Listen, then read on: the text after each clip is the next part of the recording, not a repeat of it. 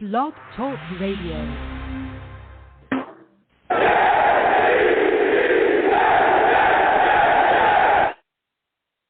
What's going on, folks? It's your boy Long Beach Joe, and we are back at it. Listen, Jets training camp has got going, as we know, as of right now. You know what I'm saying? Zack Wilson's still not signed. We're going to talk about that tonight. We got a lot to discuss, a lot to cover. We're going to be talking about players that, could have some pressure on them in this training camp. Some guys, may not make it. There could be some guys, on the wheel. Could be up out of here. I want to talk about guys that could surprise as well. An overall feeling about the team. You see C.J. Mosley, he's looking phenomenal. Carl Lawson looks phenomenal. Just so much to talk about here. But, again, this is all highlighted by, Zack Wilson at this point not being signed. So, listen, I am the man of the people. I'm here for the people. Let me shamelessly promote my Facebook page. Everyone go on Facebook, search The Long Beach Joe Show. Like that page. My content's up there. Go ahead and give it a listen. Message me. I'll message you right back. I love going back and forth with folks about this football team. Also, leave me some feedback. I love hearing about what you folks think I do here on The Long Beach Joe Show. So without further ado, folks, let's go ahead and get into the show. I am fired up. I'm fired up, people, all right? Listen, also I'm on iTunes as well, at The Long Beach Joe Show. You can check me on there. Please subscribe to your boy's iTunes, man. I love, hearing from people, especially in my my feedback and my comments as well. Please go on there. Give me a rating, man. Give me a 5-star rating. Let me know what you think about the show. I definitely go through the ratings and read a lot of them. Salutes to everybody, that drops those ratings. Really, really appreciate you folks, man. Really, really do. So let me know how you folks feel about the show. I'm also on Blog Talk Radio as well. I live stream while I do my Blog Talk Radio. So on Blog Talk Radio, it's Long Beach Joe, the Long Beach Joe Show on there. So you can go there and, follow me on Blog Talk Radio as well. And as well, like I just said, I live stream while I do my show. So you can catch that on Long Beach Joe Jets. Long Beach Joe Jets is the live YouTube stream. And we have fun. We like I said, I live stream, do the show live, so you can check in. You can kick it with all my savages in the chat. You know what I'm saying? Everybody's just getting after it. We go back and forth, along with me going back and forth with callers as well. But we also play games from time to time, too. You know what I'm saying? So we play a lot of stuff, Street Fighter, all kinds of things. We have a lot of fun. So come join us. Subscribe to that channel, Long Beach Joe Jets on YouTube. Again, Long Beach Joe Jets on YouTube. Go ahead and subscribe to that channel. And turn on your notifications, you know what I'm saying? And so when everything's going, you'll be in the know. YouTube will send you that notification. So, listen, we're about to get into it, folks. We're getting into it. And there's so much to discuss. Zack Wilson, still unsigned. The Jets have had quite a bit of time to get this done, and they have not been able to get it done. Now we're going into camp. Camp has started. Guys are reporting everything's working well. He's the only player that has yet to report, which is insane. So we're all worried about how this situation is going to pan out and play out. And we'll talk about that tonight as well. But before I get into that, everyone knows that I am a Jets fan from California, and I bleed green, okay? I bleed green, all right? I love this football team. Love it, all right? And let me tell you something. I also love when I'm able to meet other fans as well out here or from around the world that talk to me about their love for the New York Jets as well. Because there's a lot of fans that are not from the New York area, not from the Jersey area, or, they are and they're traveling all around. They're able to connect all across the place with other Jets fans. And it's always beautiful to hear those stories about how people became fans and what they do and how they hang out with their fan clubs, because there's so many Jets fan clubs from around the world. So tonight, we're going to speak with my guy, Mateen Kemet from the San Francisco Jets fan club, West Coast, all right? You know how it is out here. West Coast is West Coast. So we're going to talk to Mateen Kemet tonight. We're going to bring him on, and we're going to talk about, how he feels about the Jets and everything that they're doing up in San Francisco with the San Francisco Jets Club. So, Mateen, I want to thank you for coming on tonight. How are you doing, my friend? I'm good. Can you hear me? Yeah, absolutely. I can hear you. It's good to hear you're doing well, man. I love talking to you. We've met before and had a great time sitting down watching games, man. Can you tell me what made you become a Jets fan? Like, what made you become a fan of this team? Oh man, that's I'm first. So I have a little bit of bone to pick. I mean, I represent both coasts. So I'm originally a New Yorker. So I mean, I got to give you some West Coast love, of course. In my group, my boys up in San Fran and Oakland is really my second home. But the West Coast, I don't know if I can sit by with that one. But anyway. Now, come on, Mateen, come on now. Listen, it ain't where you from, it's where you at. You know what I'm saying? Where you at right now? All right. All right, then. You know what I'm saying? You living your life. So I bring that up because when you say, hey, what made you become a Jet fan? I mean, I grew up in the Bronx, and my dad, it's Mets and Jets. That's how it goes. And being in the Bronx is really difficult to be a Mets fan in Yankee land. So it just connected because we would go to Shea for the Mets, and then he took us to Shea for the Jets game. That's the first Jets game I ever saw. The first real live football I ever saw. I think it was Joe Namath, and it was like a preseason game against the Packers. And from that point on, it was done, man. I was hooked.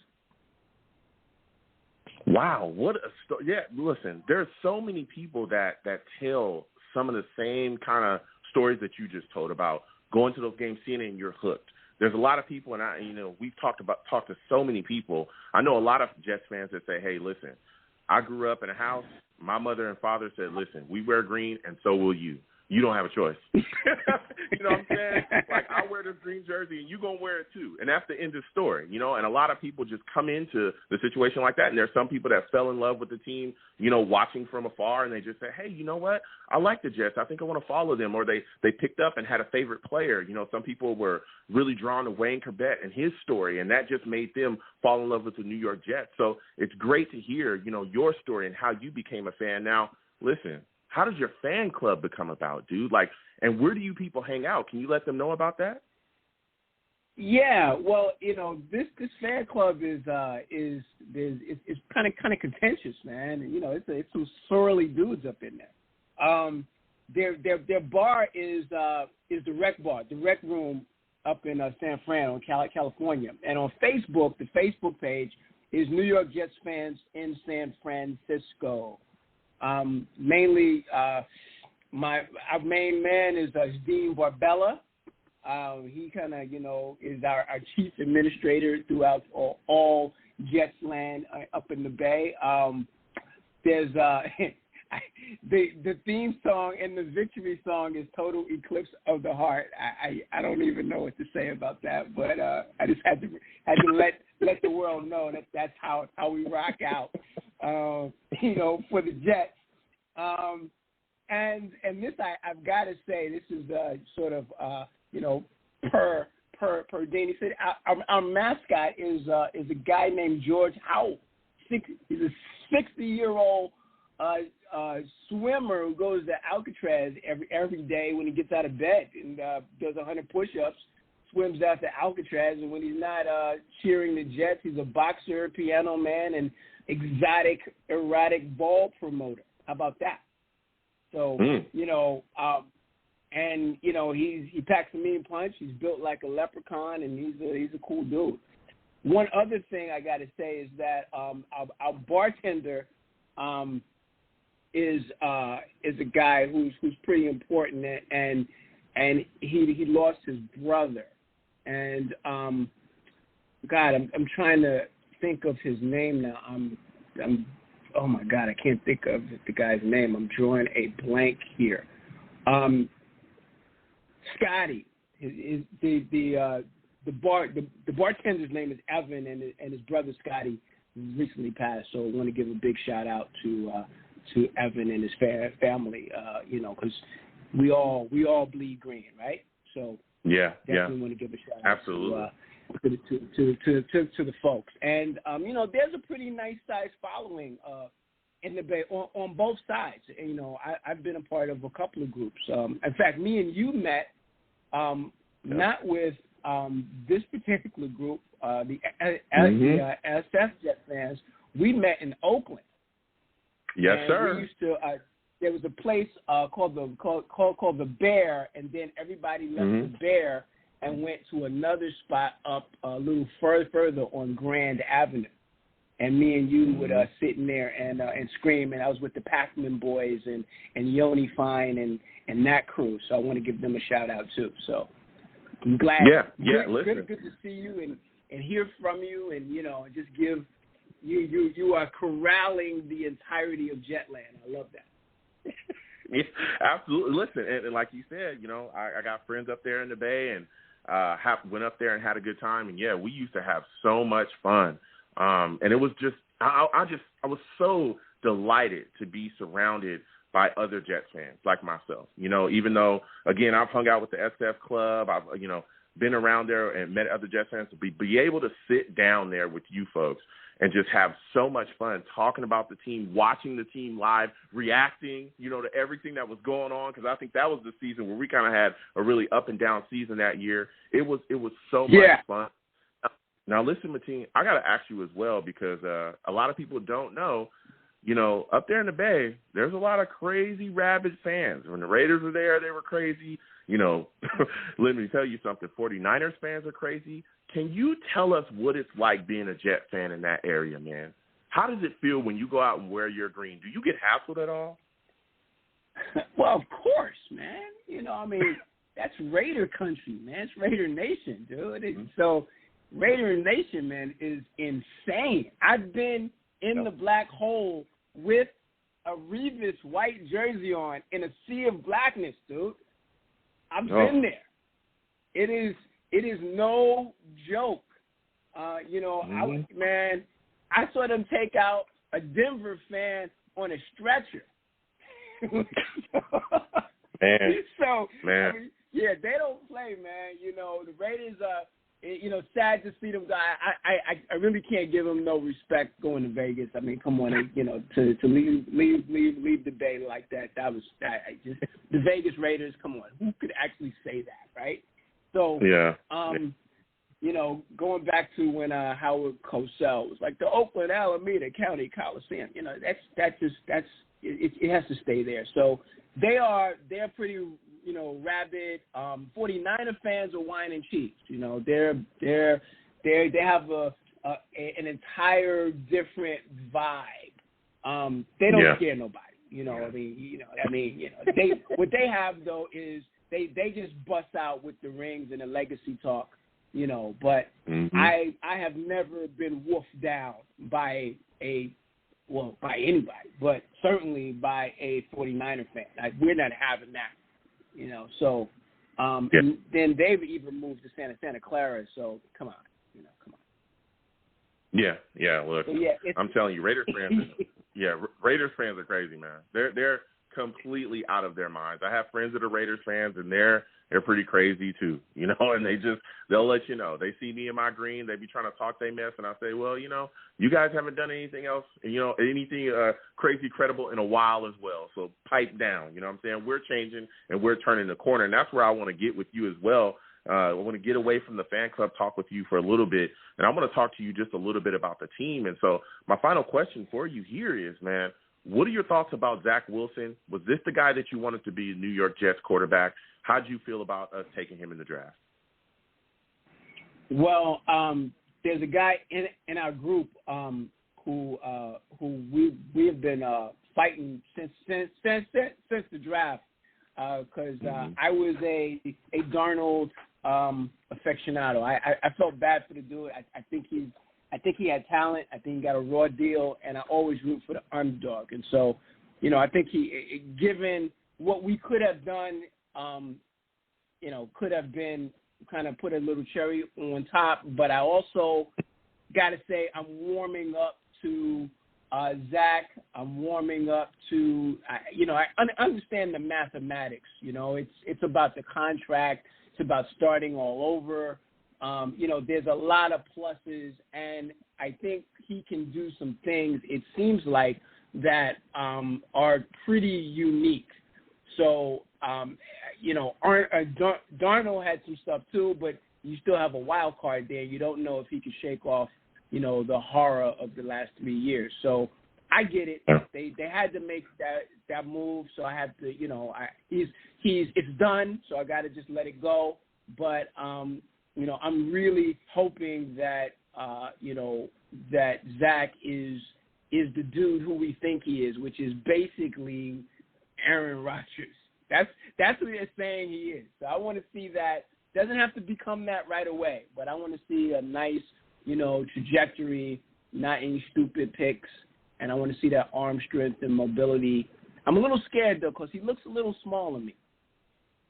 I don't know if he can take a licking. It's the NFL. Yeah. But we got that big line now, so maybe he doesn't have to get hit. Huh? How about that? Yeah, that's absolutely true. Listen, Mateen, it's been phenomenal to speak with you. Again, I want to thank you, for coming on and sharing everything, about your fandom with this football team and your love and everything that you folks do with the fan club out there in San Francisco. Before I let you go, man, can you please let all the listeners know where they can, get in touch with everyone in the San Francisco Jets fan club and where you folks meet?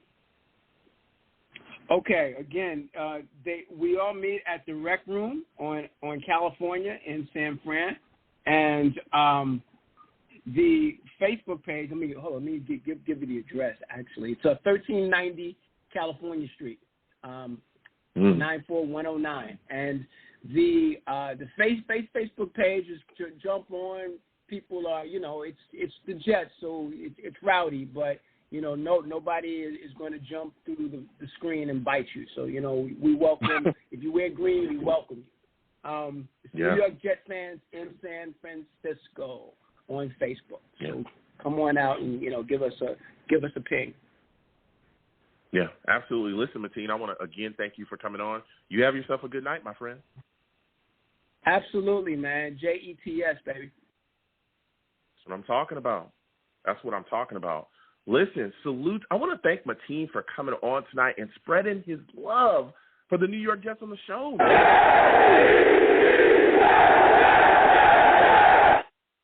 Yeah, and again, everyone, please, if you're in the San Francisco area and you are looking for a Jets fan club to get involved with, those guys in SF, if you just go on Facebook, search, San Francisco Jets fan club, those guys are doing a lot. I mean, they really connect and get involved with each other, and they like he said, and I've met a bunch of them, whether be whatever spot we're going to watch games, and we just have a lot of fun. And they have a lot of fun up there and do a lot of great things. So again, I want to thank Mateen for coming on tonight and talking to us about what they're doing up there in SF with the fan club. So now we're going to change things over, you know what I'm saying? Because now we got to talk about training camp. Now we got a lot of things to discuss and cover. Again, 515-602-9639, 515-602-9639. Call in. The lines are open, So listen, first off, salute to my guy, 808s and Crab Cakes. Salute. Because he came with a big donation. Big donation. 808s and Crab Cake says, training camp is finally here. NFL is so close. Can't wait for our Week 2 matchup. Man, listen, I think Week 2 we're taking if you're talking about during the season, I think Week 2 is the New England Patriots. Yeah, we're going to see what happens there. That's going to be crazy. The Week 1 matchup with the Carolina Panthers, let me tell you something. If you don't think people are going to be talking about Sam Darnold and, depending on how well or bad he does against us, that's going to be a crazy matchup. And there's just so much to cover. But, again, I want to thank 808s and Crab Cake for the donation. Salutes to him. So, listen, we're going to get into it. I'm going to discuss this, man. Zack Wilson at this point, I mean, unless he signs this second, he is unsigned. Okay? He is not signed. He is not in a facility. He is the only Jets player that did not report to training camp. Now, listen here. All right? We talked about this constantly coming into, training camp. We talked about this the last couple of weeks. Well, when is Zack going to sign? What is going on here? When are we going to see that deal inked? And everybody was just like, oh, don't worry. It'll get done. It had confidence. Everybody was excited, but, they were just saying, hey, we'll see how things happen. There were some Jets fans that were upset that the deal didn't get done a week ago or 2 weeks ago, and they were saying, hey, listen, if this lingers on, I fear that he will not sign before training camp, and we'll be stuck. We'll be in a situation where we're looking around going, okay, well, what's going to happen now? Well, lo and behold, he has not signed. Here's the problem. The New York Jets, Joe Douglas, Zack Wilson, they have 3 months to figure this out. 3 months. They've had more than enough time to figure out, what's going on here. And now, according to reports, the issues with the contract and why it's not being signed are coming because of deferred payments and offset language. Listen, we have gone to a system in the NFL so that these issues of contract negotiations and drafting players and trying to figure out what to pay them, the reason why they went to the system is so that those issues would be alleviated, okay? This is not the 1980, NFL draft where you got players coming in that want $100 million and you got to figure out whether you're going to give. No, they're all slotted to make a certain amount. It is extremely important that this kid gets into camp. And I'm looking at Joe Douglas and I'm saying to myself, listen, you're a great general manager. You've done some very solid things. I know that there's some Jets fans that may not feel that way, but I do. I feel like he's a very solid general manager. Whatever it is, dude, can you guys just meet in the middle and get this kid into camp? Can we get going? You look at all the momentum that the New York Jets have going for themselves right now. Carl Lawson looks phenomenal. I know you guys have seen him. This dude is jacked. He's ready to go. He's talking, hey, I want to get a sack every single rush. He's looking like he's going. This is a big-time free agent that we brought in the building. We're all excited about. He's ready to go. C.J. Mosley is back out there. We saw him report as well. Wow. You know what I'm saying? You look at him, he's like 230. I think he said this is like the leanest he's been.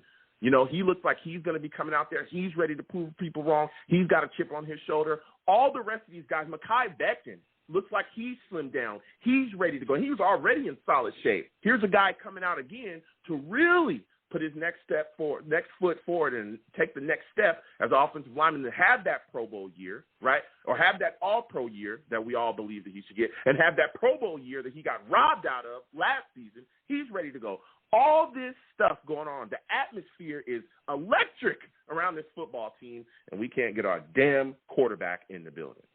I mean, come on, man. Come on.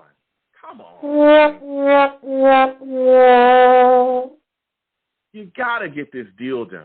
You got to. I do not want to see this continue to linger on and have this kid miss day after day after day of camp.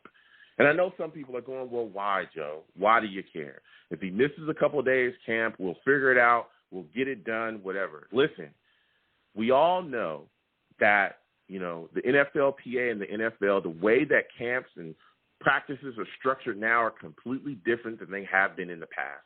The amount of time that coaches and players can spend with each other is different now, okay? Not just because of the new negotiation that was worked out, in the past. It's also because now protocols have come out because we all know what's going on in the world right now. YouTube be tripping, okay? We all know why we're, wearing certain things on our faces to protect ourselves, okay, and using hand sanitizer, right? Okay, wash your hands.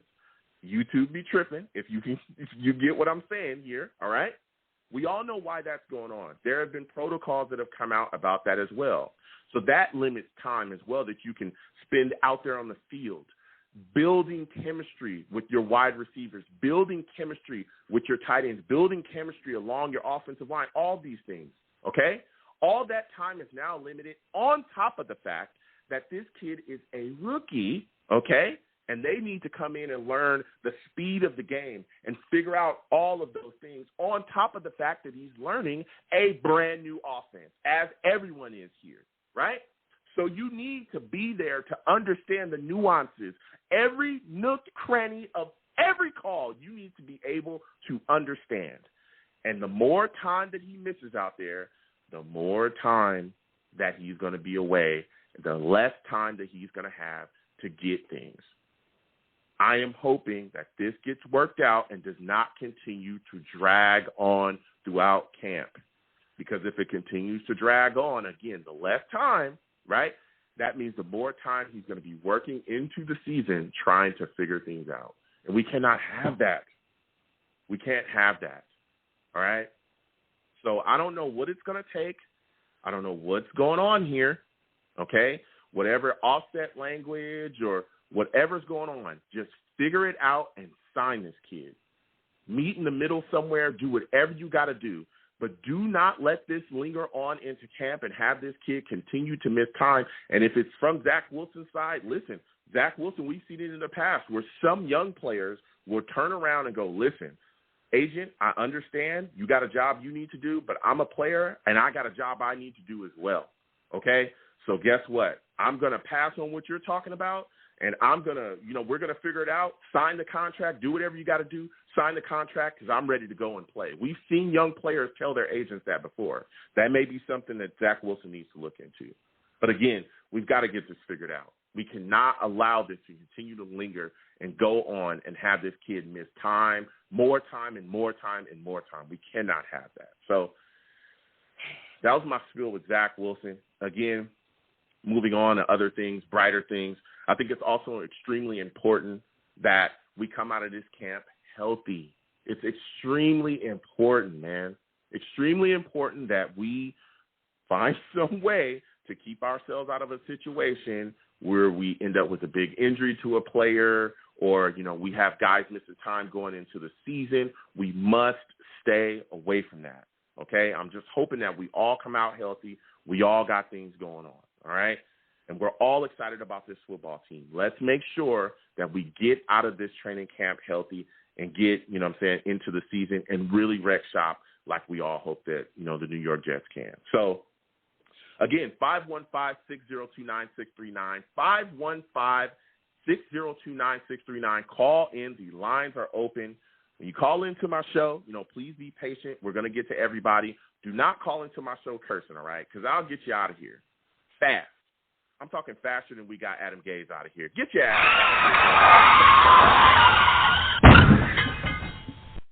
Oh, God, man. Y'all can't tell you how happy I am that guy is not the head coach of the New York Jets any longer. I am so glad that we have Robert Saleh and Joe Douglas in the building, and the Jets are headed in a different direction.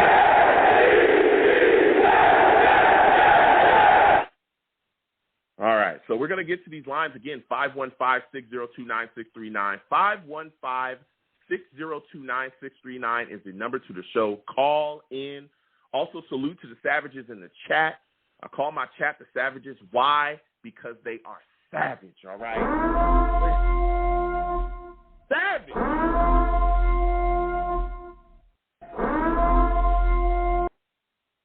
Listen, they are savages. They will get after you, okay? If they don't like your take, even, again, nobody's safe out here. Not even me. Not even me. If they don't like your take, they're going to let you know about it, my friend, and they will let you have it, all right?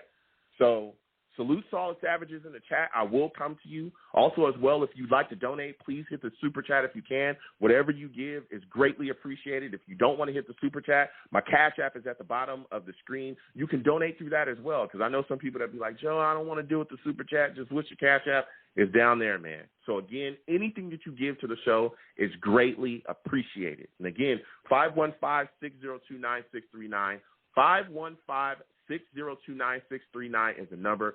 Call in, all right? We're about to get to these lines, man, because, man, I got a lot to talk about tonight. This situation is frustrating with Zack Wilson. So, first guy I'm going to go to, I think it's my guy Steve, man.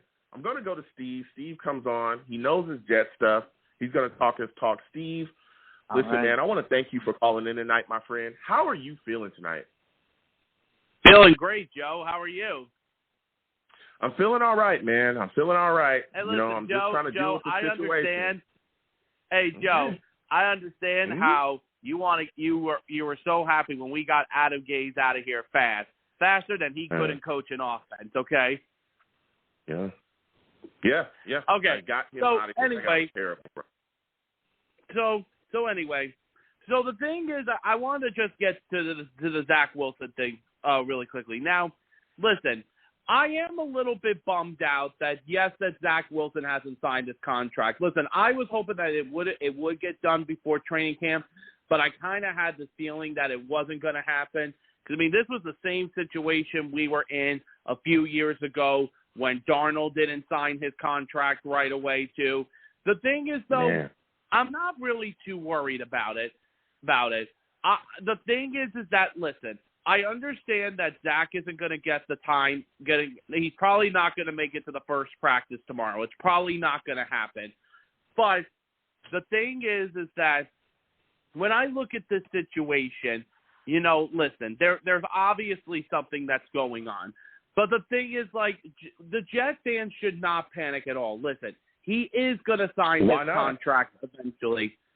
He's going to sign his contract eventually. Listen, Jets fans should not panic at all, okay? Yes, I understand it's frustrating that he hasn't – it is frustrating that he hasn't signed yet. Hold on a second, though, Steve. Hold on a second, Steve. And listen, I hear you. And I'm kind of there. I'm not saying that Jets fans should be going crazy. I'm not saying panicking. But you got to see that, hey, listen, we understand he'll sign it at some time, but what if he misses, let's say, 2-3 weeks of camp? Then what? Because then I would start to get worried. Yeah, but I mean, we should be worried now because, again, with the amount of time, with the little amount of time, that players have now to really go out there on the field, work together on the field, right, and build that chemistry, it's lacking now. A lot of people are going into the season. Look, they're cutting games. They cut preseason games. So now you're going in there and you're trying to figure things out during the season. That's tough for really good, like, veteran quarterbacks, veteran guys that are in the league. It's tough for them to do that. So if it's tough for them to do that, you got a rookie quarterback that we took high in the draft that people have enormous expectations upon, right? Because everyone was saying, hey, we drafted this guy to be the savior of Sam Darnold. That's what he was anointed, right? When we couldn't get Trevor Lawrence, people were like, who cares? Zack Wilson's better than Trevor Lawrence. And I have that on tape because people said it on my show, all right?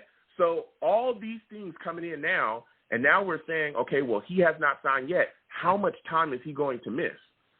Because all the people that were saying, hey, everything's going to be good, don't worry, he'll sign before camp. I have sources that are saying he's going to sign tomorrow. Those people are quiet now because he still is not signed. So if he continues to miss time, that could absolutely affect us because it will affect him understanding the offense. It'll affect his chemistry with our offense. It'll affect his chemistry with our wide receivers. What are your thoughts about that, Steve? What are you going to do if he misses more time? How much time before you start to get nervous? If he doesn't sign within another week or two, then I would start to get worried. I mean, the one thing is, one thing that I did today was when I got home from work today, I listened to Robert Saleh's conference today. He had a really, really good conference, and, he's bringing excitement back to the Jets thing. And the thing is, he wants Zack Wilson to get signed really soon as well. Joe Douglas has been working on it, the last couple of days. But this is the thing, though. But the thing is, though, it's that Joe Douglas, I do agree, he should have gotten it done earlier. It's just that, and it's not only him, but it's also the guy who San Francisco drafted. Trey Lance is another one that hasn't even signed his deal yet. But listen, the thing that was really, really exciting, though, because now I want to skip the whole thing now with Zack Wilson. The thing that really got me excited was the first thing I saw today was how so great Mekhi Becton looks. He looks he lost a lot of weight during the time off during the summer, and I could tell. Shaq Lawson's got guns. Even C.J. Mosley looks great too. All the players look phenomenal, and it's really, really exciting. But the thing is, something, Joe. The thing is, this is an exciting time though, because now that we're back, Jets training camp is here. Everything is all back. We're ready to go. The only thing that's just in the missing piece of the puzzle is, unfortunately, Zack Wilson, which hopefully things will get done ASAP. Maybe it'll hopefully get done later tonight, maybe tomorrow, maybe Thursday. We just got to hope it gets done soon. Yeah. Steve, I'm telling you, and again, I'm not panicking. I'm not going crazy. Salutes to all the savages People are going off. Look, I'm not panicking. I'm not crazy. I'm not feeling crazy. I'm not going crazy. But I am, a little worried because, again, as long as this lingers, as long as this continues to go on, I'm saying to myself, okay, how much time is he going to miss? That's all I'm worried about. How much time are you going to miss? Also, how is this going to affect us going into the season? Because the things that you don't learn now, you're going to be learning in season. When you're having guys that are 240, 250, bigger than that are running at, unbelievable speeds trying to take your head off. Okay? You know what I'm saying? It's I'm worried. You know what I'm saying? I'm worried. And, again, with the chemistry, all the expectations that we have on this offense with some of the players that we have here, and that's where I want to go with you next, Steve. Listen, I'm looking at this situation, and I'm hearing from a lot of Jets fans that there's big-time expectations on Denzel Mims. There's a lot of people putting pressure on him. They expecting him to take the next step this season. What are your thoughts on him going into camp, and where do you think he fits in on this offense? Do you think he ends up being our number 2, or are you siding with some other Jets fans that feel like maybe he might not, and maybe Keelan Cole will slide in and be our number 2 wide receiver? Yeah, no, I hope that Mims does get the starting receiver position, maybe as the number 2. Because, listen, as of right now, it's Corey Davis that's most likely going to be our number 1 guy. Then I would see Mims at number 2. It's a battle between Mims and Cole for the second receiver spot. And then at the slot receiver, it's going to be a battle between Elijah Moore and Jamison Crowder. But the thing is, Joe, the thing that I care the most about is, and you brought this up earlier on the show, I want to make sure that all of our players are healthy because that's the most important thing we need. Because then, unfortunately, the thing that does get worried me, when training camp officially starts is who's going to be healthy, who's not going to be healthy. Listen, we already don't have Quentin Williams for a couple of weeks because, remember, he did have the foot surgery a couple of months ago, and he still has to heal from that. Yep. So yeah. That's my biggest thing because we just don't know who's gonna be there, and we just got to see. But the biggest question mark still remains and listen, the first open practice to the public is this Saturday coming up, and the thing is that Jets fans, I did see this today, that they would start to get a little bit worried about if Zack Wilson still hasn't signed his deal yet by Saturday. Then that would be something that would be really upsetting to Jets fans. They would be going back to training camp for the first time and not seeing Zack Wilson signed yet. Man, Steve, I'm telling you, I'm a little concerned. If he doesn't sign by Saturday, this thing could really linger on, really. So my final question before I let you go, Steve, because, you've given us your takes. I want to go to the defensive side of the ball with you, man. And I'm looking at this situation and I'm saying, hey, in your mind, what defensive player is in most danger of losing their starting position? What's the guy that you're looking at right now defensively and saying, I could see somebody taking your spot? Oh, you know who I think? That's a good one. If I would have to say right now who I think would be the one who would be in the most danger right now of losing their spot, to be honest with you, I would have to go with what's his name, Blake Cashman. And the reason I say Blake Cashman is because, the couple of years he's been with us, he's never been healthy at all. And if he isn't healthy again, he could be on his way out the door. Okay. Look, I respect that. Listen, Steve, you've had quite a call, man. Let me give you a hand, dude. Give Steve a hand. All right.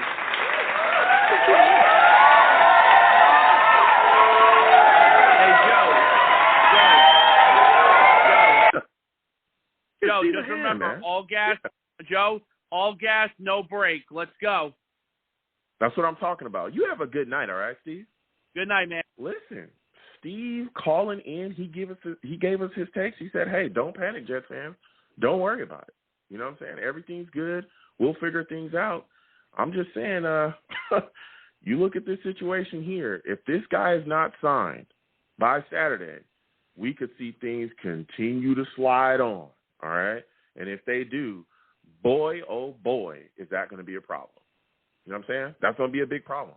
That's just more time sliding on down where this guy is not with the team, he's not building chemistry, he's not, out there, doing what he needs to do with our core, our wide receiver core, or our offense, understanding calls, understanding the install of the brand new offense that we're all hoping. So we're going to keep getting to these lines again, 515-602-9639, 515-602-9639. Call in. We are taking all callers. Also, salutes to all the savages in the chat. We'll be coming to you as well. They're going off in the chat right now. So many things to talk about. We're going to keep on. We're going to go back and forth with you folks. So keep giving your opinions as well, asking questions. We will come to you. But next, I'm going to go to the lines. I'm coming to my guy, Jacob, man. Jacob, I'm coming directly to you. I know Jacob has some takes. Salutes, Jacob. I want to thank you for calling in tonight, man. Give me your thoughts about this situation with Zack Wilson. Are you upset that he has not signed yet? Hey, how's it going, man? Yeah, I would say I'm a little bit upset because I was really optimistic that a deal would get done in the next couple of days since the last time I talked to you, which I believe it was on Friday. I think that's when you had your last show. Yes, sir. And I was really, really hoping a deal would get done, and unfortunately it didn't. And it's not a great start to training camp, obviously. Hopefully it'll get done in the next day or two. But I'm really not sure why the deal hasn't been done yet, to be honest, because I think if it's about the tiny little signing bonuses and stuff like that, I think you need to have confidence in your quarterback and give it to him, especially since we're not under we're not under a tight salary cap at all. We've got the money to do it. I think it should have been done by now.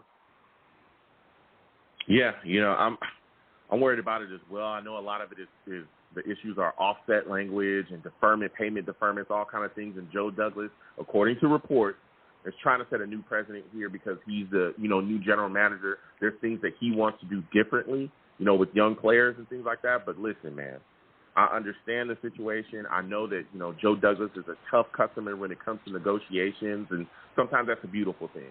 But don't let that get in the way and cause us big-time issues going down the pike and not have this kid in camp because you guys are, having this posturing match. You know what I'm saying? Let's figure out a way to somehow meet in the middle. That's my thing. Can we meet in the middle and get this kid into camp? Because if he's not in and he continues to miss time, man, that's not going to be too good for us. It's really not going to bode well. And that brings my next question for you, Jacob, is I know you said you're upset. You're not necessarily happy that hasn't been signed yet.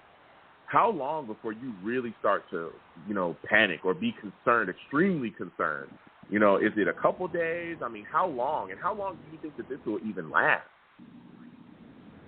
I don't think it's going to last more than a couple more days. And it brings me a little bit of comfort knowing that he's not, on the couch getting ready for the NBA draft, eating potato chips and ice cream and stuff. He's definitely out in California working on his stuff because he posts about it on Instagram, about him on a football field, and he's working with his BYU quarterback coach, I believe. So we know he's still working. But if it doesn't happen in the next few days, I'd really start to get concerned because it's valuable, precious time. And the NFL season it's definitely not far away at all. It's a lot closer than we realize. So I'd love to see him here as soon as possible. Yeah, absolutely. Now I want to go to the offensive side of the ball with you. Some of the players that's on there outside of Zack Wilson, Jacob, because your stuff, man. What offensive player in your mind is in danger of losing their starting spot, man? What guy are you looking at right now saying, there's a guy that, either young or a guy that we just brought in that, hey, could either take your spot right now. So you better be very careful during this training camp. There's a few guys. I would say Chris Herndon is definitely in danger of losing the spot to either Kenny Yeboah or Tyler Croft. I would say Greg Van Roten is very likely to lose his spot either sometime during the season or after the season if we want to plug Morgan Moses or George Fant in at right guard to get them both on the offensive line at the same time. And I would say probably Connor McGovern if this season is another letdown as well. I think those are three of the guys who are probably most in danger of losing it sometime in the next year. But if we're talking just right now in training camp, I would say definitely Chris Herndon. Yeah, I see that. Now, listen, I look at this tight end situation, and I've made my thoughts very well known about Herndon. He's had issues. A lot of people are still trying to hang their hats on, well, he flashed before and all these other things. And I say to myself, listen, he's got to show it, and he's got to show up because, like you said as well, Kenny Yeboah, a young guy that the Jets had a fourth-round grade on, is on his heels. I look at the situation, I say even a guy like Ryan Griffin, who we've seen outperform Herndon in the past, is on his heels. We saw Griffin take over that tight end position and, be solid. Not a world beater, not be Travis Kelce or nothing crazy, but be a solid set of reliable hands in an offense with Gaze that we all said was terrible. He was all right. He wasn't a guy that was, down. And, again, we brought in Tyler Kroft as well. So there's a lot of competition. Wesco, I think, could be in the mix, but he's more of a special teams kind of blocking guy, but he has a position. So, yeah, I could see that, man. If Chris Herndon does not put it together, I could see him either, being gone, or definitely not having a starting role here. So when you look at this offense, though, man, what are your thoughts about Denzel Mims? Because there's a lot of pressure coming from fans. They're thrusting pressure upon him because they have big expectations for him going into this season. Do you have those same expectations for him? I definitely have high expectations for him because I'm really just right when we picked him, when I was watching that TV on that day 2 of the draft, I was so ecstatic to get him on this team. And I knew that right away that he was going to be a guy who's meant for throwing the ball downfield or being a great red zone threat since I think he's 6'3". And obviously we really haven't had a tremendous red zone threat since Brandon Marshall back in 2015. Mm-hmm. And we saw what happened when we had that awesome red zone threat. I mean, to this day, I can't live down that game against the Bills in Week 17. But that team altogether, along with having that great red zone threat, really, really made a difference. And we've seen he's definitely shown flashes of when they throw the ball up to him on one-on-one coverage, he usually tends to come down with that ball if it's a good throw. I definitely like to see some more from him. But I think part of the reason he didn't have as great as a season as we wanted him to was also just because of the system he was under, and the coach has no idea where he is or what's going on. He can't get his eyes to shut it all, you know what I mean? So I think he's definitely going to be set up for a little bit more success this year. But I'm not expecting 1,000 yards or anything, but I'd just like to know that he's still got it going, and I'd like to see some more balls thrown down the field because that's what successful teams do. They take shots deep. That's a fact. Listen, pay attention. Jacob just took a shot at Adam Gase. Pay attention. No.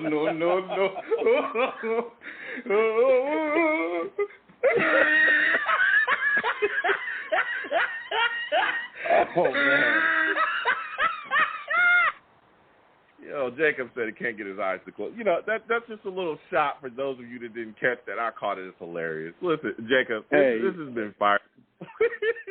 My last question for you before I let you go, man. Jacob just throwing shots out before he takes off. My last question before I let you go is, when you look at this situation on defense, right, there's a lot of position battles to be had there.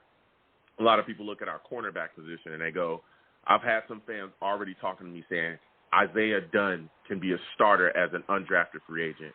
Do you believe that that's possible? To be honest, I don't know too much about him yet. I usually know a lot about our players, but he's one of the guys that I haven't heard too much about. But I think it's definitely a possibility if he works hard enough. I think any of these guys have potential to be starters because there's really nothing to lose this year, at least, by having them start out. And if things don't turn out well, then we can make mid-season adjustments. But I think we're obviously not a championship team yet. So if he proves that he's worthy of being a starter and he outputs the rest of the guys during the training camp and preseason, then so be it. And I think we just got to put out the guys who have performed the best. And I think if he's one of them, then that's great. Yeah. I look at our cornerback situation, and there's a lot of battles, like we were talking about earlier as well. That's definitely a battle to be there. I could see him making his bones because, again, Bless Austin does not, bold a lot of confidence in a lot of people. And, we're still trying to figure out where Bryce Hall is. And after that, there's a lot of question marks. So I could see him shaking his way up. Again, he's being paid big. There's got to be a reason for that. Joe Douglas just doesn't hand out cash. I think he's the highest paid undrafted corner ever. You know what I'm saying? So yeah, we'll see how things check out. But listen, Jacob, I want to thank you for calling in to that, my friend. The lines are hot. They're heating up. Listen, you have yourself a good night, all right? Hey, you too. And just remember that Jair Alexander, as I always say, he's always there. You know what I mean? Yeah. I hear you, Jacob. You have a good night, my friend. Listen, Jacob calling in with the fire. Again, 515-602-9639. 515-602-9639. Call in. We're talking to everyone. We're speaking tonight. We're talking about Zack Wilson. We're talking about the Jets training camp. We're talking about a lot of things, man. We got to get Wilson signed, and we'll see what happens. But so I'm going to keep getting to these lines. Again, if you want to donate, the Super Chat's up there. Please give if you can. Whatever you donate is greatly appreciated. Also down there as well as my Cash App. For those of you that don't want to hit my Super Chat, my Cash App is there. So, if you don't, want to deal with the Super Chat, the Cash App, go ahead and, throw a couple dollars in there if you can. It is all greatly appreciated. Also, for those of you who are watching, please give the stream a thumbs up and subscribe if you haven't subscribed and turn on your notifications as well. So we're going to get to these lines again, 515-602-9639, 515-602-9639. Call in. We're going to keep getting to these lines. I'm going to my guy, North Carolina, man. It's my guy from North Carolina, and he knows his Jets. Listen, my friend, it's been a little bit of time since we talked to you. How are you feeling tonight, my friend? I want to thank you for calling in. You already know where I'm going. Give me your thoughts about this situation with Zack Wilson, bro. I love this kid as a prospect. I think he's fantastic, but I'm hoping within the week, within a few days, hopefully Joe Douglas can get this thing done. I got to believe he's going to get it done in a timely manner based on how he's run things since ownership has turned it over to him. And even prior to that, when there were question marks about who was in charge, and then the other guys were, they're not gay. So I think we just have to be a little patient. And I hope within the week he gets it done. Let's say another 7 days he isn't done, then I'd be a little worried. Then starting to get late and, try to get his contract done so that way he can join his teammates and get his proper workout time in and get to work with them and get that timing down, He's still working with a new group. I know Elijah Moore was one of his favorites, and he's got to still get that work in just to maintain the rhythm and the continuity and working with the new people that he's working with. So I just got to believe he can get it done. I'm very excited about this season. I think we got a chance to get back to respectability, which I think is a big thing for us. And then, we'll be in a prime position with the resources we have next year to be even better.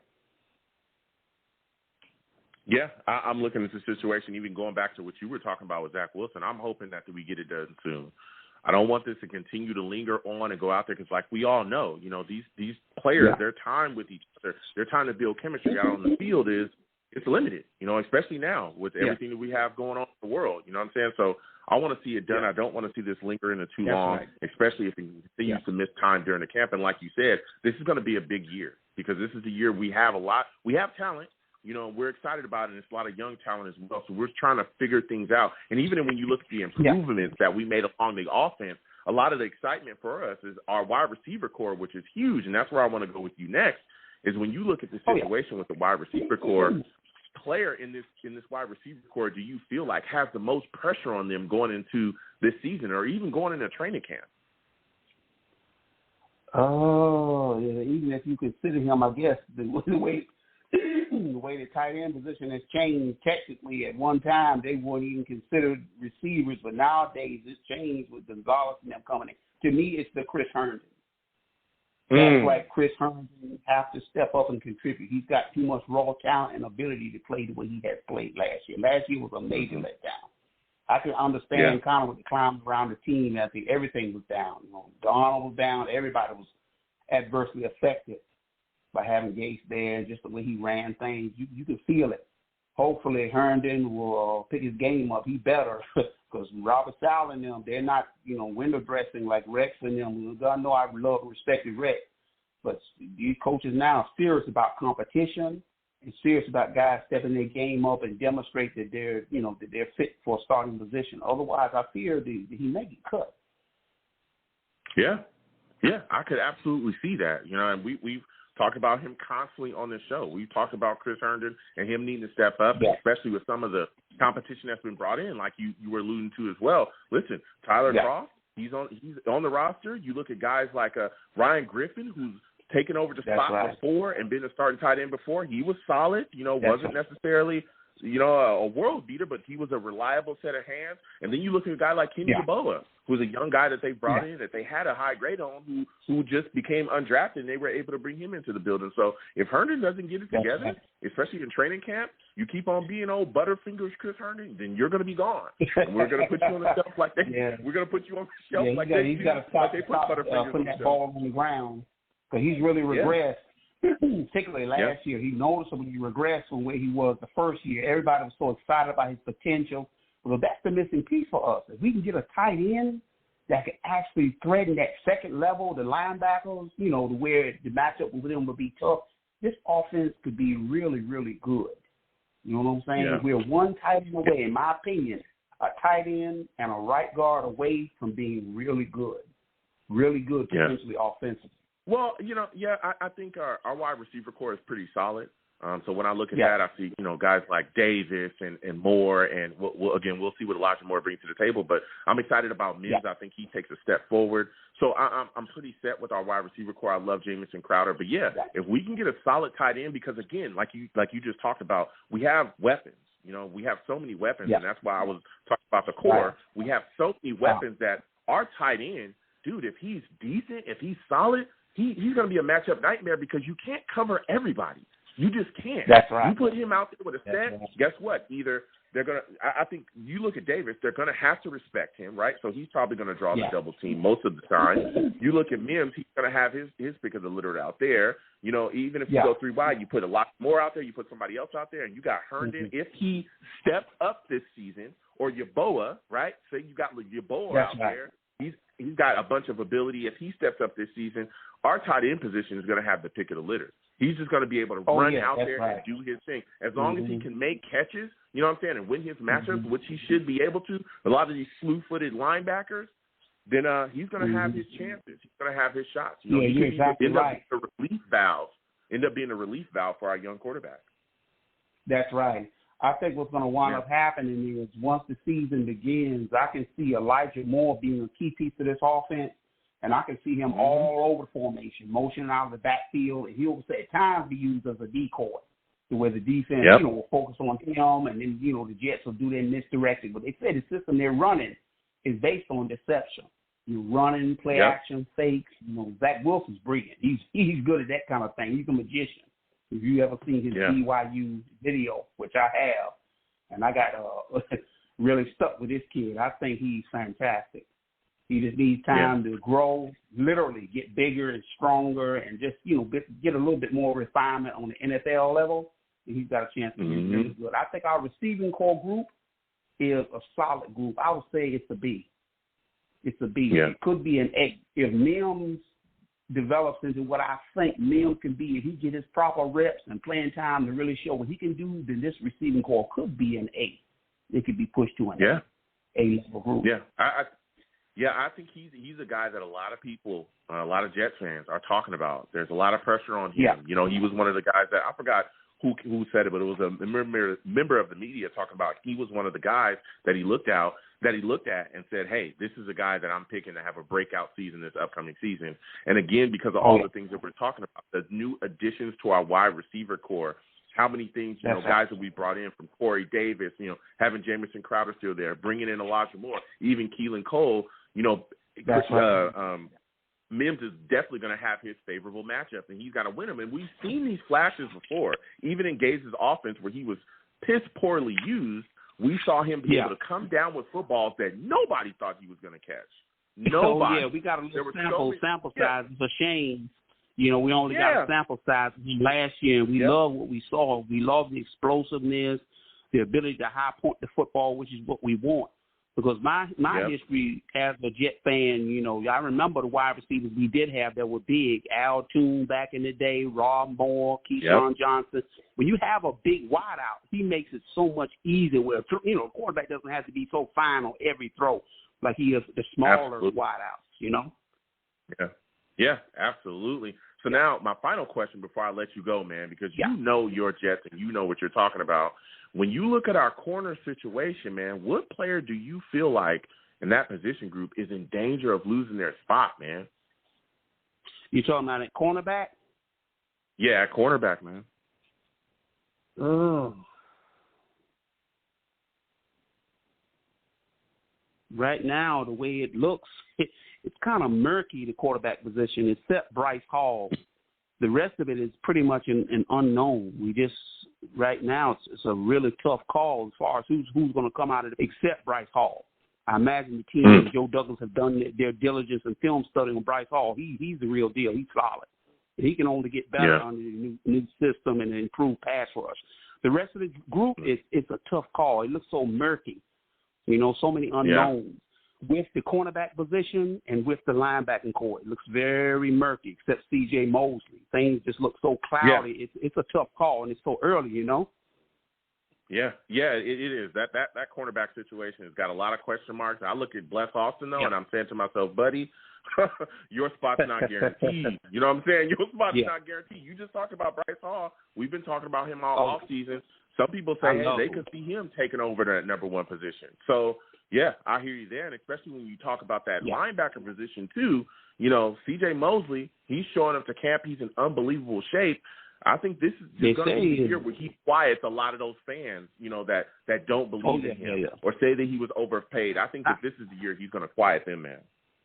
I think the thing about Mosley, mentally, he's still there. The only question about him was physically where he is. I think he's had a chance to rest his legs, fresh legs, and get his legs up under him. And I imagine he's done some of his own private workouts. Obviously, that's not the same thing as the football, you know, the team-related activities. You know, they push you hard. So I think he's probably going to be in really good shape. And I think by this point, you know, reporting in camp on time with the rest of the team, he's probably in excellent shape or pretty close to it. We know C.J. Mosley is a tremendous football player. We just got a little, once again, a sample size of him against the Buffalo Bills. He showed us flashes of what he's capable of, and he's a real monster. He's literally all over the field. And that's what we need. If we can get him restored, get him back anywhere near what we saw against the Buffalo Bills, and with our front seven, with our defensive line, we could be really tough defensively. Really tough. Yeah, we absolutely could. Listen, my friend, you've had quite a call, man. Let's give this guy a hand, man. Give him a hand.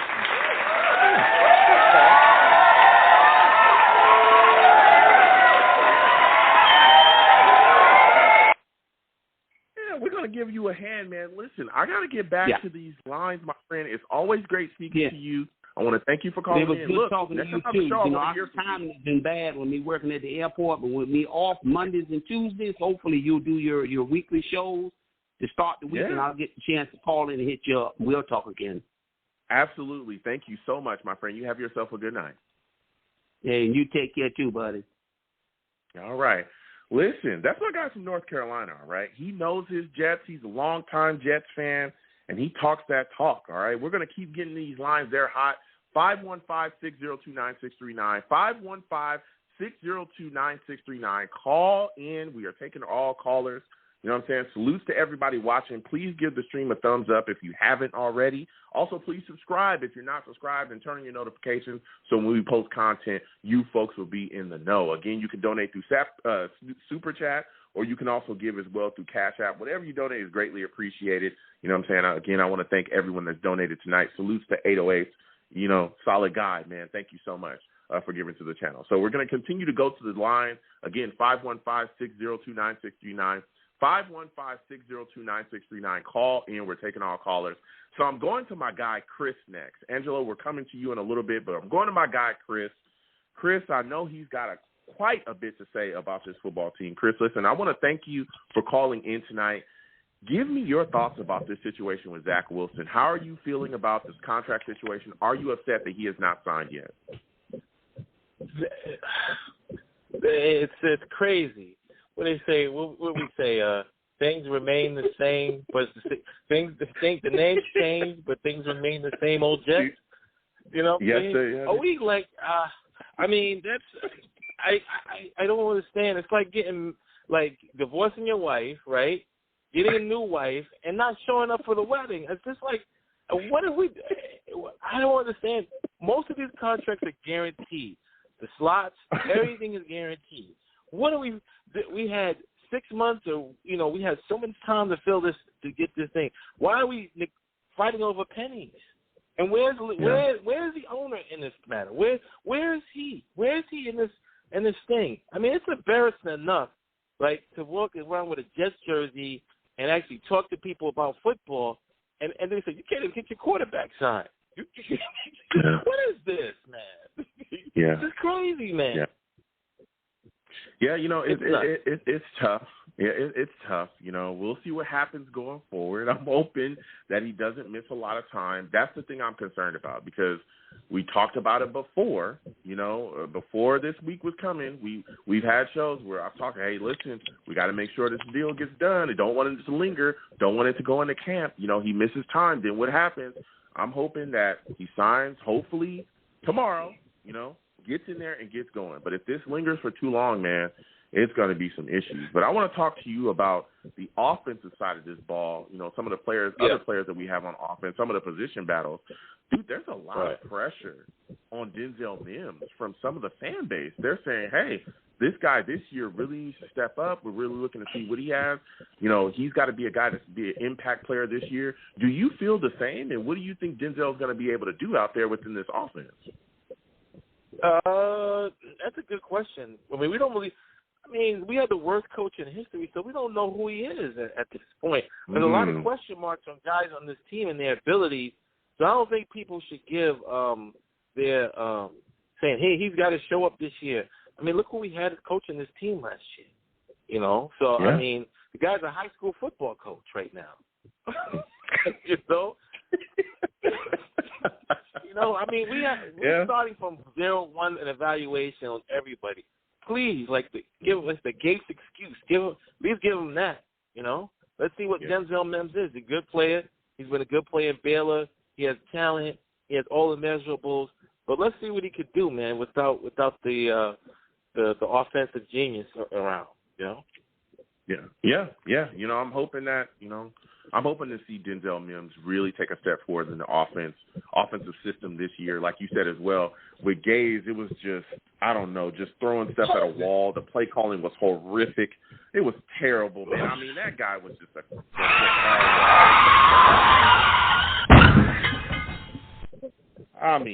was terrible watching him. Has anybody ever go from the NFL to high school?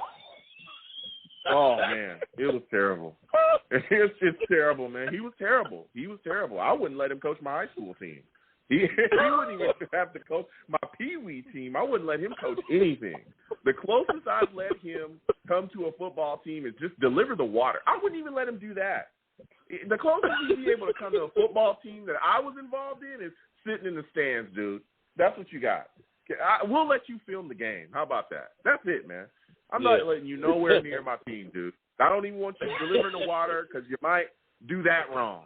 You know what I'm saying? You couldn't draw up a play. You're probably not going to be able to get the water to the right players. You know what I'm saying? You couldn't get the ball to the right players. You're not going to be able to get the water to the right players. So, but Denzel Mims, I'm really looking to see what he brings this season. I know that there's fans that are really on top of him, really looking to see what he's gonna do. But I understand the pressure because the talent's there and the flashers are there, but we just got to see things be put together. But I think if utilized correctly within the offensive scheme this year, he's going to really, really show up because, again, we saw so many great things from him. His ability, his wingspan, the ability to catch the ball, his catching radius is phenomenal. This guy knows what he's doing out there. So I'm excited. And, again, with all the other additions that he made as well offensively, I think it's definitely going to benefit him and help him. Now, I want to go to the defensive side of the ball with you, man, because there's a lot of questions there, too.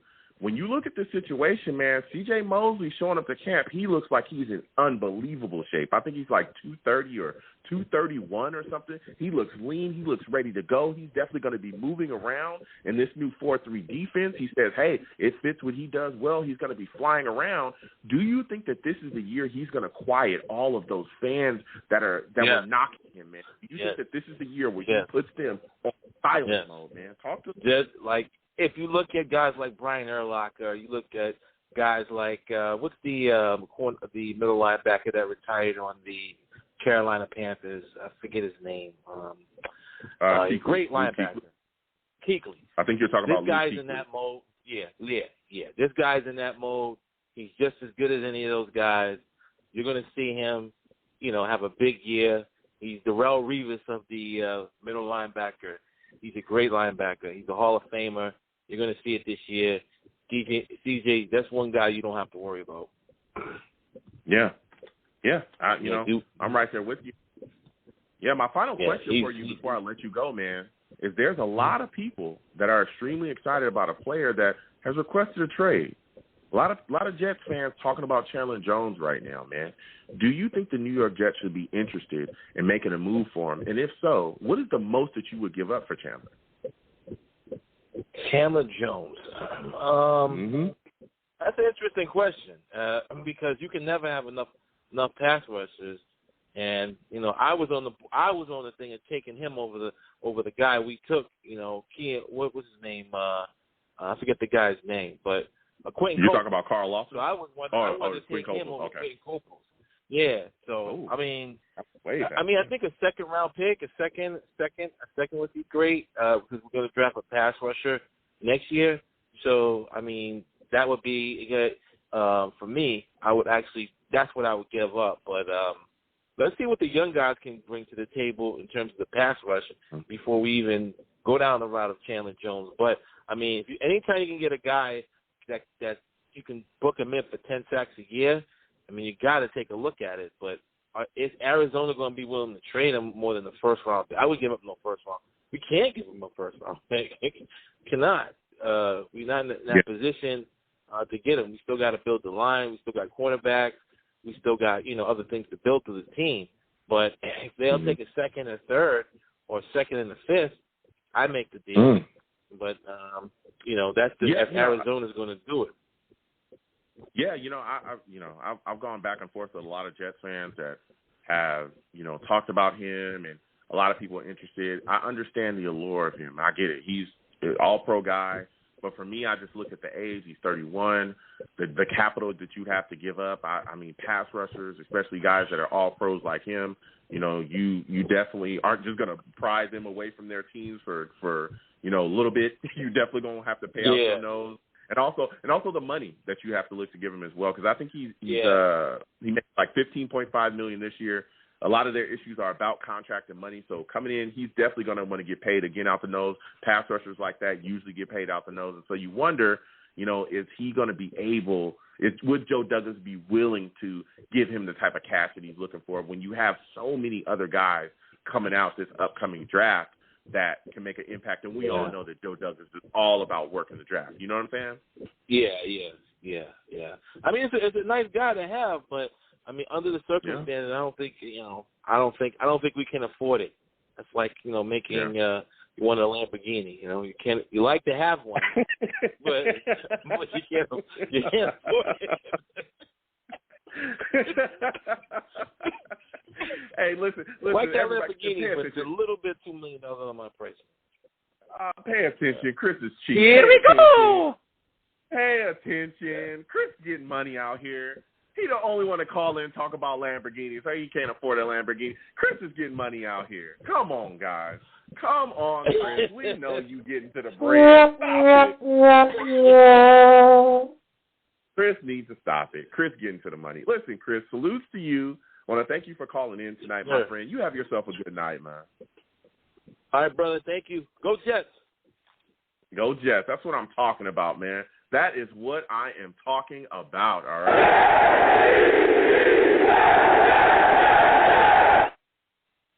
Chris trying to call in and talk, you can't afford a land. Chris, we know you getting money, all right? We know you getting money. The rest of us don't even be talking about Lamborghinis on this show. You're the only one that calls in. You're the first person to call into the show, talk about a Lamborghini. We know you getting money, all right? We all know you. We know you're doing well, okay? The rest of us, we're trying our best. You're out here doing well. All right. Salutes to Chris. It's always great to speak to him. We're going to keep getting to these lines. Again, 515-602-9639. 515-602-9639 is the number. Call in. The lines are open. We're going to keep getting to these lines. Again, things are constantly popping up. Marcus May, Foley Fadukasi, and Jonathan Marshall have been placed on the active roster for the Jets. As we all know, they were dealing with injuries, dealing with issues or excuse me, not dealing with injuries. They were on the non-football injury list, and so they've been put on the active roster. So that's good to hear. Guys are going to continue on. Again, we talked about the PUP guys that we have on our injury list, coming into this training camp. So guys are going to continue to fill in and fall back into the season, fall back into the system, fall back into the roster, and we're going to see what the Jets have. I'm just hoping that, again, going into this training camp, that the guys that we have, once we come out of this training camp, are healthy. We need everybody to come out fully healthy, and we need to be ready to go, and we need our damn quarterback signed, okay? At some point, please make that happen, Joe Douglas. Please, can we sit down with Zack Wilson and his agent and figure this out, all right? And Zack Wilson, hey, if it's coming from your side, dude, listen. Tell your agent, knock it off, all right? Slow down. Can we meet in the middle and figure things out? So we're going to keep talking. Again, 515-602-96, 515-602-9639. Call in. We're talking Jets. Next, I'm going to my guy, Angelo, man. My guy, Angelo. We're coming directly to him. He's going to give us some fire. Salute, Angelo. I want to thank you for calling in tonight. Give me your thoughts about this Zack Wilson situation, man. Are you upset that he has not signed his deal yet and he's not in camp? Well, yeah, I'm upset, man. I mean, this is our future franchise quarterback. Now, I want everybody to understand what is going on. It's offset language. So we all know Zack Wilson is going to get a guaranteed contract of 4 years, $35.1 million with a fifth-year option. So that's the structure, right? Like, that's the deal. So now what the Jets are trying to do, what is being negotiated, is the structure of the money, like how much is paid each year, and then the insurance for the Jets. So what that means is if Zack Wilson is cut after 2 years or whatever, released or whatever it is, the offset language protects the Jets because let's say if Zack Wilson was owed $12 million for the next year, but then he signs, let's say, with the New Orleans Saints for $9 million. At that point, since the Jets had offset language in the contract, the Jets are only on the hook for $3 million because New Orleans is going to be paying a new deal of $9 million. The Jets have now paid $3 million. So, again, if there's no offset language, Zack Wilson will collect the $12 million from the Jets and then collect the new $9 million from the New Orleans Saints contract. So that's kind of what's being negotiated here, and that's what it is. So at some point you look at it at both sides. Zack Wilson saying, well, look, Trevor Lawrence didn't have this in his deal. Justin Fields didn't have this in his deal. So, I mean, his agent's probably like, dude, we're gonna stand firm. We don't want this offset language. First of all, like, you're not going to get cut. You're not going to get released. You're going to play.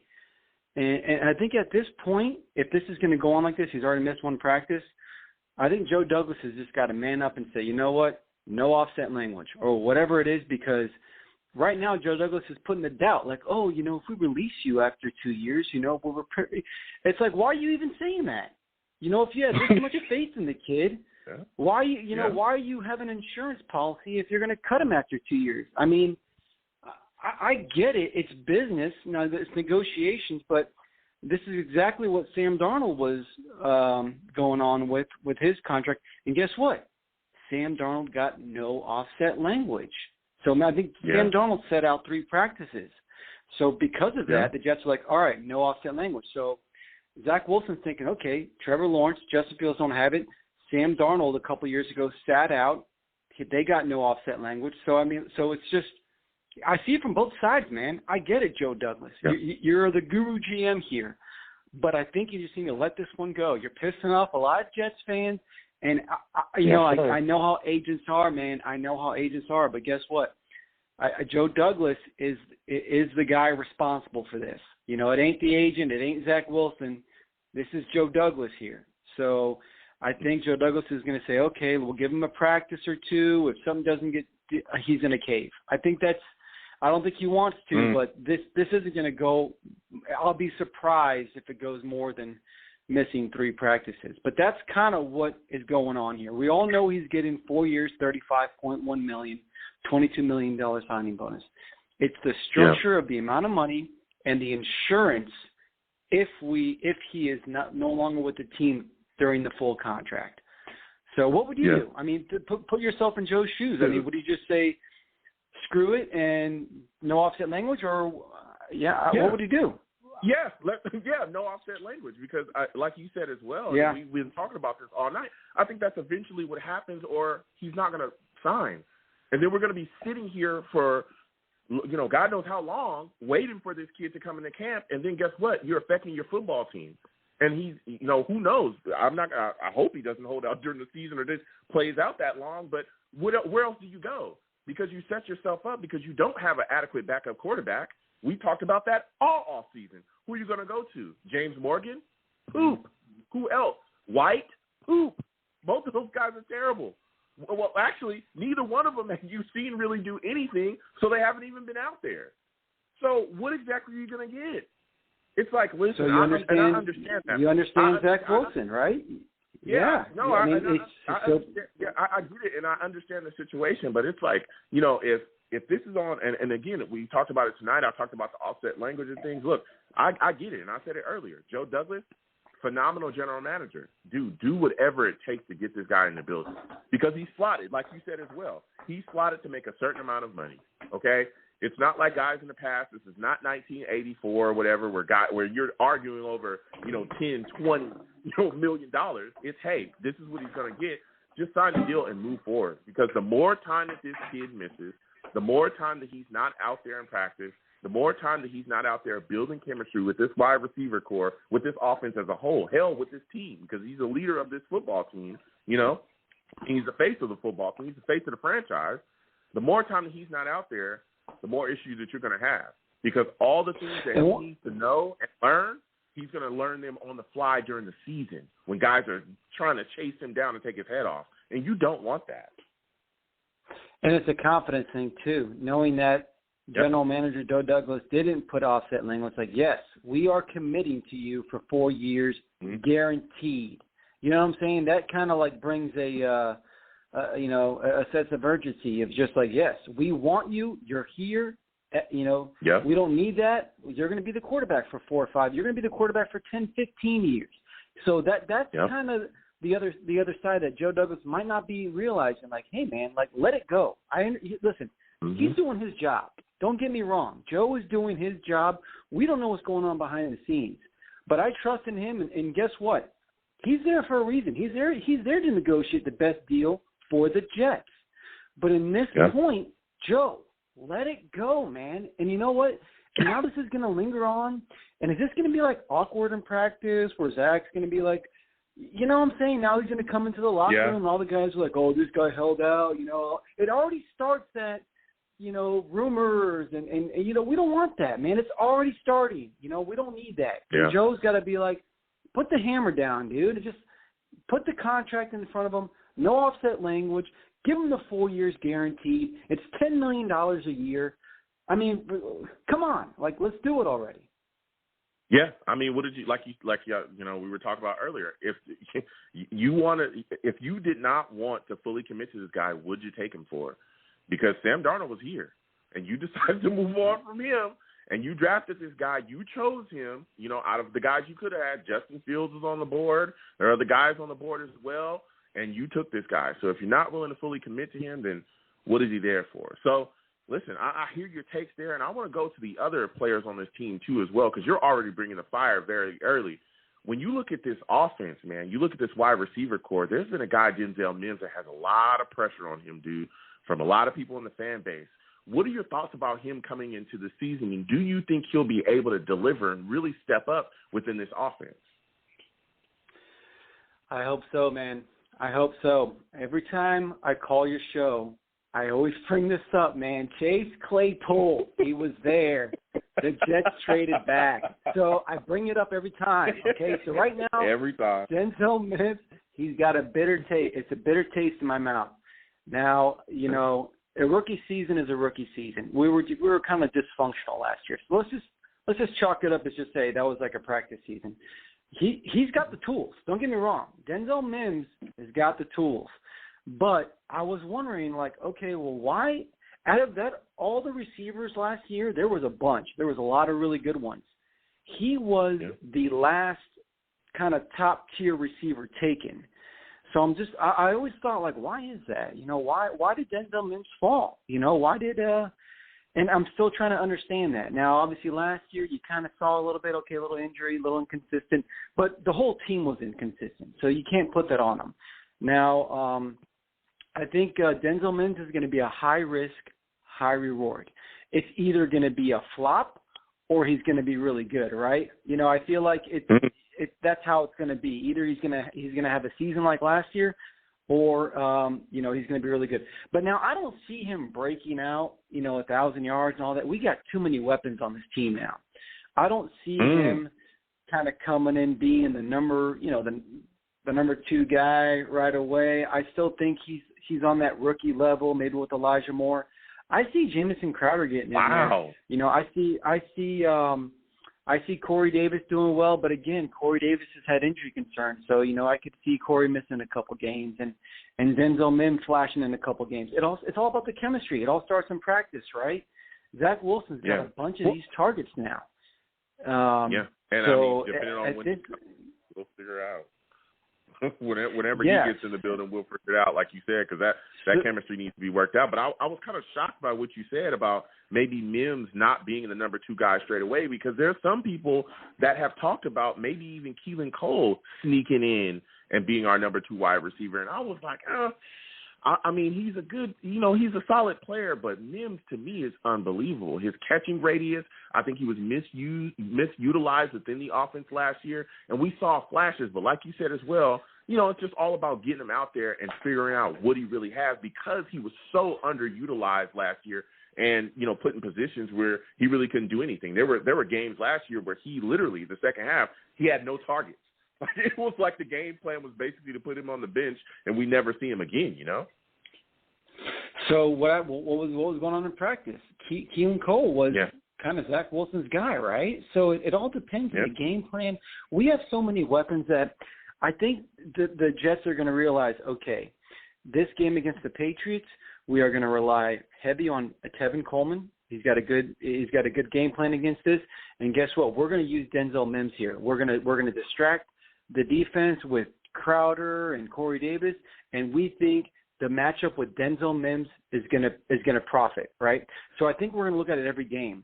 The next game, it could be Jamison Crowder. Okay, Jamison Crowder has a favorable matchup. If this guy is against – so we have the tools now to pick and choose our game plan and not just rely on one receiver or our number 2 receiver.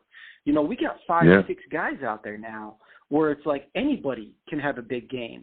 And that is going to rely on the coaching staff, not the individual player. Corey Davis is the big money guy, right? But I don't see us like targeting Corey, you know, kind of like twice every possession. You know, that he's not going to be. We want him to, but I think the game plan is going to fit where we got a rookie quarterback. He's probably going to rely on his outs, his running backs going out into the flats, his tight ends a lot more, maybe the little slot guys. So as far as a guy like Denzel Mims, he needs kind of an elite quarterback to have the numbers that we think he's going to have. So at this point, I think you're going to see a lot of the guys have even numbers. Maybe one might stand out more than the other, but it's going to be game specific. So we got so many weapons now, and again, it's going to go by practice. You see Keelan Cole, man, he was like, he showed a lot of highlights in there. Elijah Moore too. So I really didn't hear a lot about Denzel Mims. Like, don't get me wrong, he's got the tools, but I think he's just a chess piece in this game, you know. And he's going to be, like I said, he's going to have favorable matchups in certain games. So it all depends on who gets the favorable matchup, and that relies on the coaching staff, man. Yeah, and you're bringing up a great point. And when you talk about the coaching staff and you talk about the scheme, that's another thing that I always talk with people about as well when I speak to Jets fans about, you know, all the numbers that they're thinking that everyone's going to have. Like you said, you know, everyone's saying, hey, Mims is going to get over 1,000 yards, and Elijah Moore he's amazing. Some people said he's the best Jets wide receiver that the Jets have ever drafted, and all these things. He's going to have big numbers, and Corey Davis is going to have big numbers. And I always say that, you know, I could see those guys really having solid seasons, but because, like you said, the weapons across the board are so solid, maybe this game they go off, that game they go off. But I think a bigger part of that, too, is I think the implementation of our running game, I think, may not allow our wide receivers to have as big numbers as we all think, because the running game in this Shanahan scheme is unbelievable. We look at everywhere that this scheme has been, they run the football hard and heavy. You look at what they did in San Francisco, the Mariota backs. How many touches, that our backs are going to get, I think it's going to be pretty big. And so that may cut down on the amount of targets that some of our wide receivers may have. You know what I'm saying? Because our running game is working so well and it's so good. When you look at what San Francisco was able to do, they were running, they were one of the better rushing offenses in the league, and they had a myriad of backs out there doing their thing. So that's something that we could see here as well, because our running game is going to be so solid this season. With this scheme, we could see maybe our wide receivers not get as many targets every game as we all think that they could get. You know what I'm saying? So that's the thing. You got to trade individual statistics for wins. So if Denzel Mims has 3 catches, 40 yards, but he has a big touchdown late in the game, that's good enough for me, man. I'll tell you that right now. Yeah. Same thing with Corey Davis. Yeah. If he has 4 catches, 52 yards, but 2 big touchdowns in the red zone, that's what we're going to see this year. I think that's kind of how it's going to play out. We're going to see maybe a couple receptions, 50, 60 yards, maybe a big touchdown. And that's what we want from these guys at this point. We don't need a 1,000-yard receiver, man. We don't need that. That's not team. That's not team playing. That's individual. We're done with that now. I think we have enough players that we can collectively all have a good season and all have big catches on third down. Yeah. All have big touchdown catches. You know what I'm saying? So the 1,000 yards, it's a stat, man. I mean, we're not in that this year. We're worrying about the W's, man, the wins. Yeah. And so, Angelo, listen, you're bringing the fire right now. My next question for you, my friend, is when you look at the defensive side of the ball, what position group battle are you looking forward to the most, man? What group do you look at on this defensive side of the ball and say, there's a lot of question marks, man. I want to see who comes out of the scrum there. Man, I always bring the fire, man. Come on. So I called a couple days ago and you asked me this, and really it's every position, man. I look at it, man. C.J. Mosley, I want to see him get in there and fight, be the leader. So our linebackers are kind of, it's going to be a whole new crew. So I want to see them kind of get together and play. Defensive line is all new. Corners are all new. Safeties are new. Now, the thing is with the safeties, we got to be careful with Marcus May, because I don't think Joe's going to put the money on the line. I feel like from Joe's standpoint, it's a new system. Yes, Marcus is the leader of the defense. He's, a long tenured player, but is it really worth it to give him that extension now? I mean, I get Marcus May, but I don't think that happens, man. I really don't think that happens, and I hope he has a great year, and we have to pay him a bunch next year. But that safety position with LaMarcus Joyner now and Marcus May, that's something to keep an eye on, because if Joe doesn't pay Marcus and he comes out and he plays ball, we're going to have to pay him, or Jets fans are going to be pretty pissed off that we didn't pay him, and now he's going to sign with another team. So that safety position, go ahead. Yeah. Well, that again, and you're bringing up a great point, but that in my mind puts pressure on Ashton Davis. Because, like you just said, Ashton Davis. Man, listen, if Marcus May comes out and plays well, okay, and does what I think he could do, everyone knows I'm a big May guy. I talk about him constantly. We saw him play pretty well last season, team MVP, a leader, all those things. We saw him have impact out there on the field. If Joe Douglas does not want to sign him to a solid deal, and again, long-term deal for him, again, I know he's up in age. I think he's like 28 or something like that, 28-year-old safety. It doesn't mean you have to sign him for the next 6 years and give him $100 million.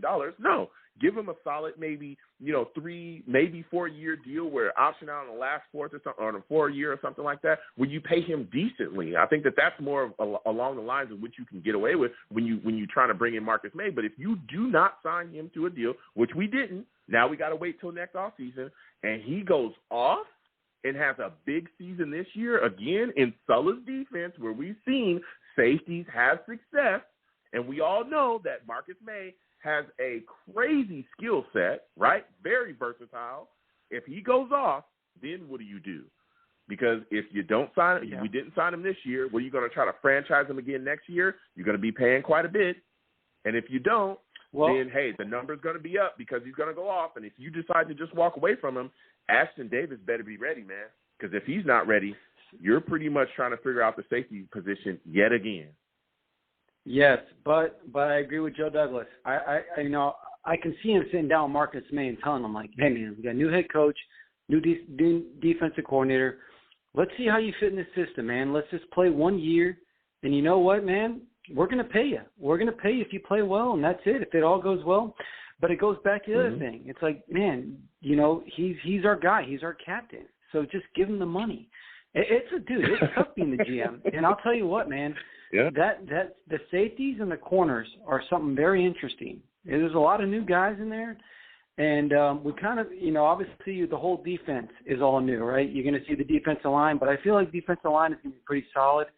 It's going to be fun to watch, right? It's going to be fun to watch the battles and who gets in there, who rotates. Linebackers led by C.J. Mosley. It's going to be interesting to see who gets that weak side spot, right? It's probably going to be rotate a couple of rookies and Cashman. Hopefully he stays healthy.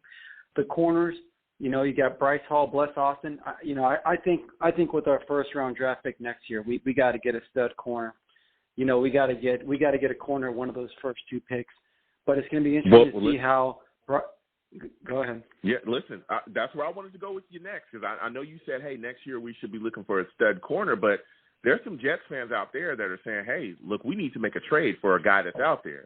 In my mind, I think we should be probably targeting a pass rusher, but I want to get your thoughts on this. There's some Jets fans saying, hey, we need to target Chandler Jones. We need a pass rusher right now. What are your thoughts about the idea of the New York Jets trade for Chandler Jones? Is that something that you want to see, man? See, it's nice, right? You'd want that, but I don't think we're in the position to do that right now. We don't know if we're going to be a great team. We're full of potential. So if you know you're going to be if you're coming off last year, a playoff team where we made the AFC Championship game and we're that close, yes, you got to get them. But at this point, we got the players. Plus, I think we got to give Jabari Zuniga another shot. And listen, I'm a Florida Gator, man, but I always have high hope for our draft picks, but, I don't think he's going to be a Chandler Jones. I don't know, but I think we got enough depth on that defensive line now. And I think at this point, we drafted Zuniga, I think, with a third or fourth round pick last year. You at least have to give him a shot. And same thing with Cam Clark, you got to give him a shot. But and it was interesting to see us sign Morgan Moses for a 1-year deal because, usually those kind of 1-year deals on really good players like that are playoff teams. So, I think the Jets see something. Hey, man, if we get Morgan Moses, we have something here. Like, this is kind of the guy we need. But then again, what happens next year? So maybe at the first round next year, do we get a corner and then, I don't know if we re-sign Morgan Moses or if we let Fant go or whatever it is, or do you get a right tackle in the draft?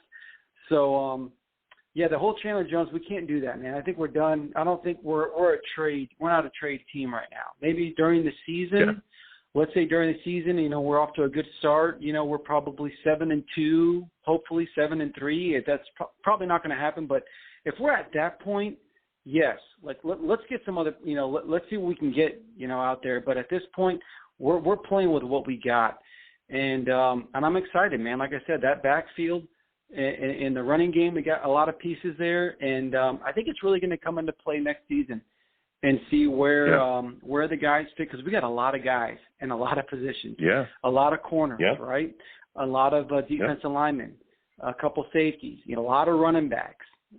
So a lot of offensive linemen now. So at this point, like, what players are we going to retain for next year? What players are going to prove themselves this year to get that next contract? That's going to be interesting, and that's what goes on with the position battles. But at this point, dude, Chandler Jones is nice, but where are we going to put him? I mean, we got so many players there already. Let's just let's go with what we got, and I'm confident that we're gonna have a great season, man. I feel pretty good. It's going to be very entertaining to watch the Jets this year, man. Yeah, absolutely. Listen, I'm right there with you. And my final question for you is, man, because you're talking about all the guys that we got, what is a player that you feel like a lot of people are sleeping on that you think is going to be able to have a big-time impact? Give me one guy,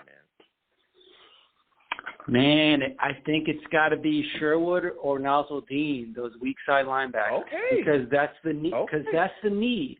That's what we need, right? We need that. That's the only spot, right, that we're kind of like, okay, well, we need a guy right here.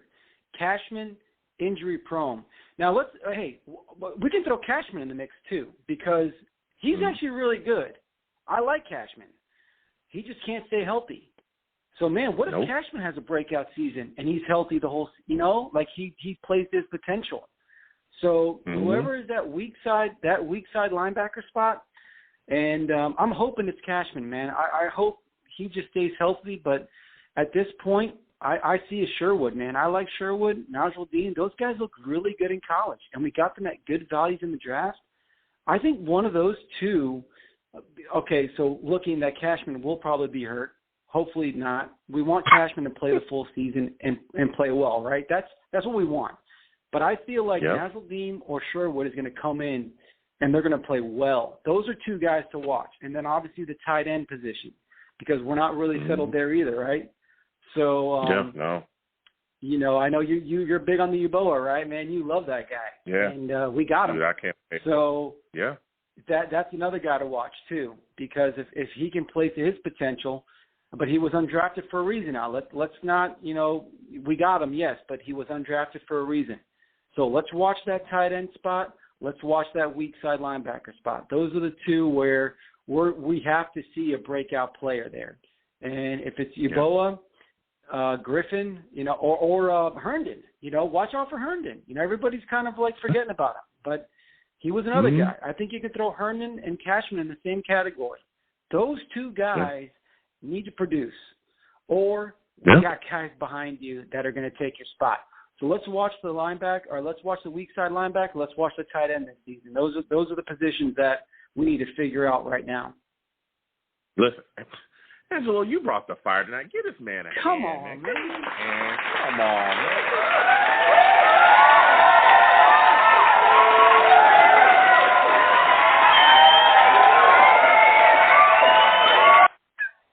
We're giving you a hand tonight, Angelo. You brought the heat, man. You brought the heat. Come on, I ain't gonna lie to you. That's it. I'm just speaking the truth, man. That's what I'm talking about. Listen, I want to thank you for calling in tonight, my friend. You have yourself a good night, man.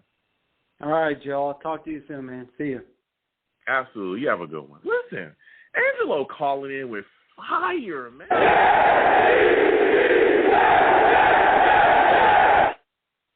Place was melting down, man. It was melting down.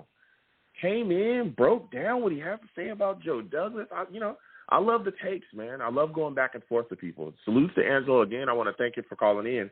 He had a great call tonight. So, listen, man, lots to talk about. Training camp, again, right around that corner.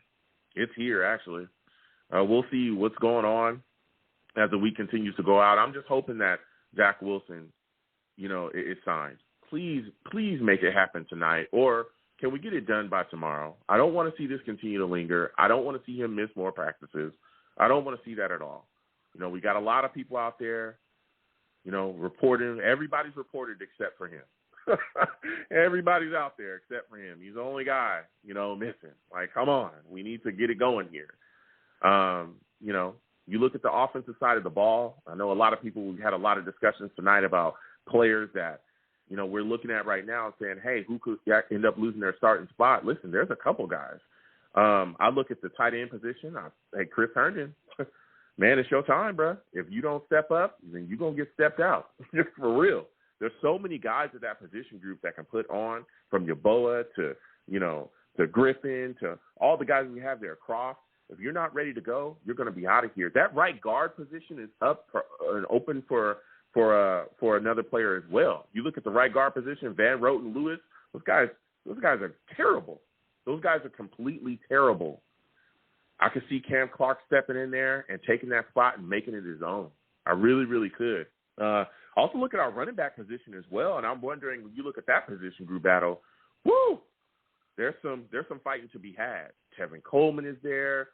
P. Ryan, we'll see. A lot of people saying P. Ryan's the guy that's on the outs. Michael Carter, we just drafted him. He's phenomenal. You look at Ty Johnson. We're all excited about him.